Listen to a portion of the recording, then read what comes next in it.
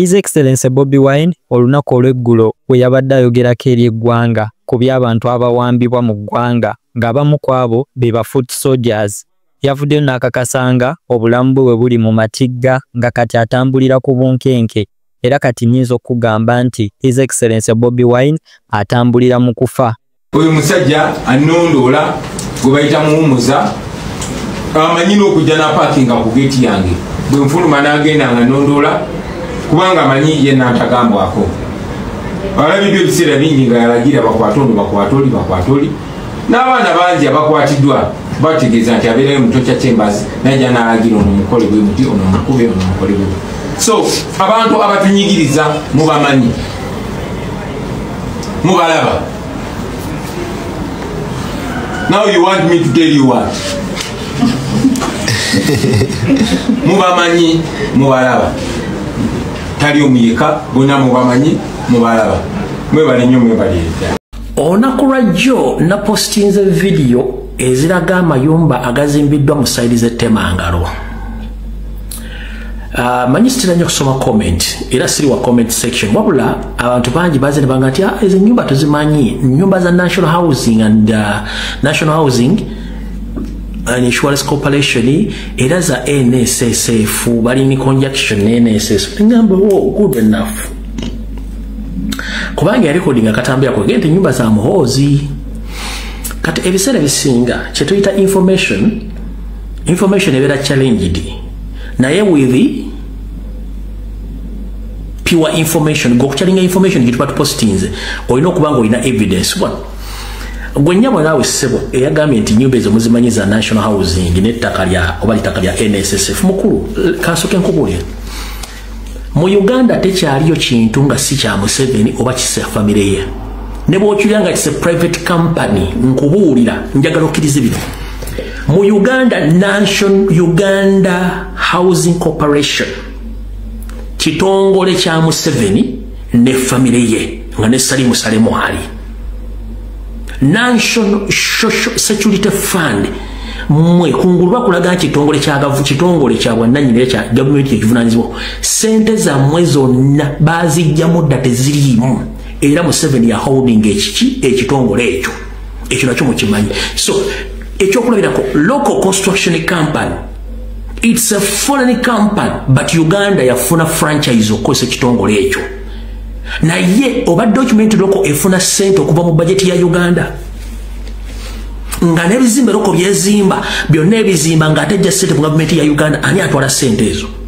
kati njagadde okulaga teri kitongole kimu Uganda kati nga si kya Museveni si kya Salimu Salemu si kya Muhoozi si kya Janet. So enyumba zonna ezimulaba ezo zonna ziri under Museveni's family ne regime ye. Reference njagala mutaginge mukyala Betty Nambooze bakireke akiikirira mukono mu 2006 it's on record mu 2006 Betty Nambooze bakireke njagala ojjero video bagikusaba bagikuwe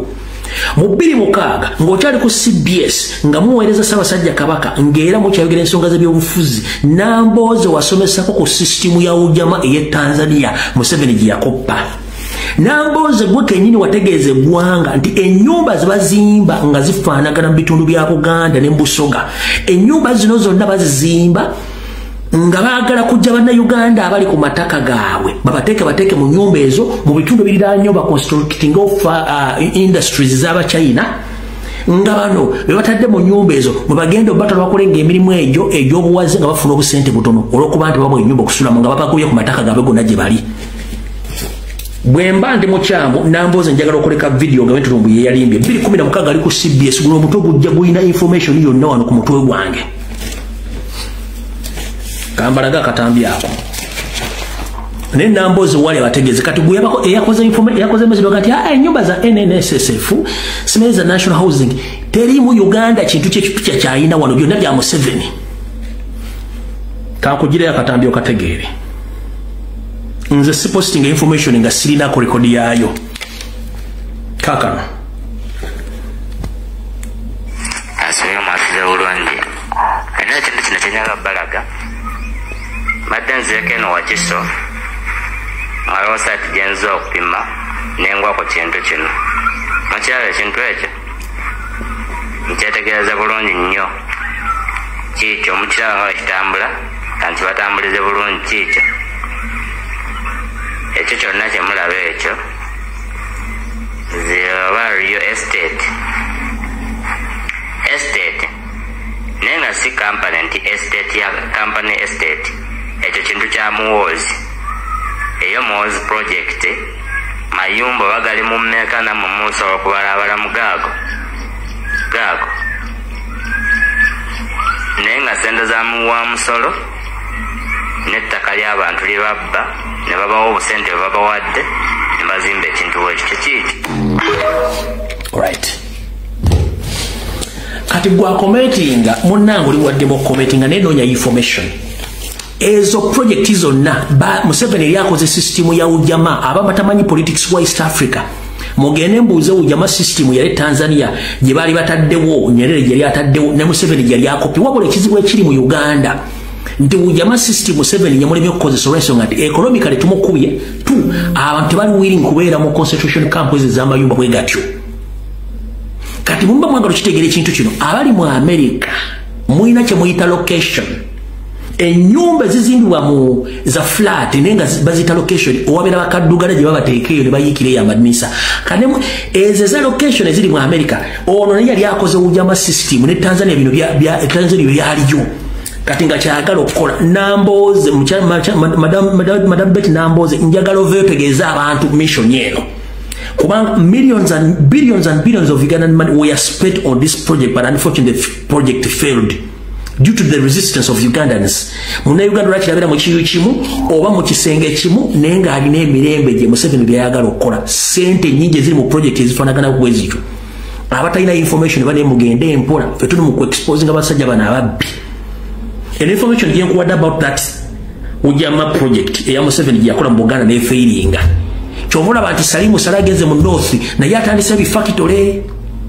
nenge factory z'ejjinja bazisuula eyo ne project yaliyo munnama we bateekayo project ezo nga bagala otwala amataka g'obukasa gonna bateekeko search project si ezo project nyingi nnyo wabula zafairinga okukola kuba tebakyalina ssente n'abantu bali resistant bali bajja kujja mu ghetto bayole buli muntu ali mu ghetto bakutole bakuteeke mu flat ezo amataka g'eghetto gonna Museveni ageddize oba okiwakanamu kubira Namboze simu ye mugimuyina mukamusalira mwajja bategeeza kye mbagamba wano.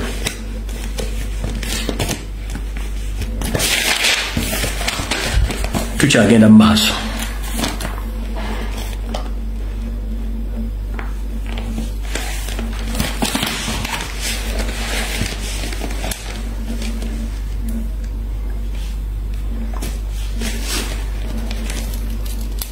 Ozama kitegedde awo.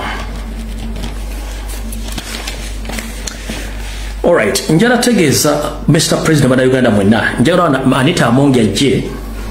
Deputy Speaker Tayebwa ajje ne ba MP bonna nga sawudde wa NRM wa United Platform we for this eno message njagala egende liba MP mwenna naye okusingira ddala njagala jiweereza President ategeere kiki mukulu mwanga Kivumbi nawe nkwagala ko wano mukulu Joel Ssenyi nawe nkwagala ko wano mulize bulungi nnyo.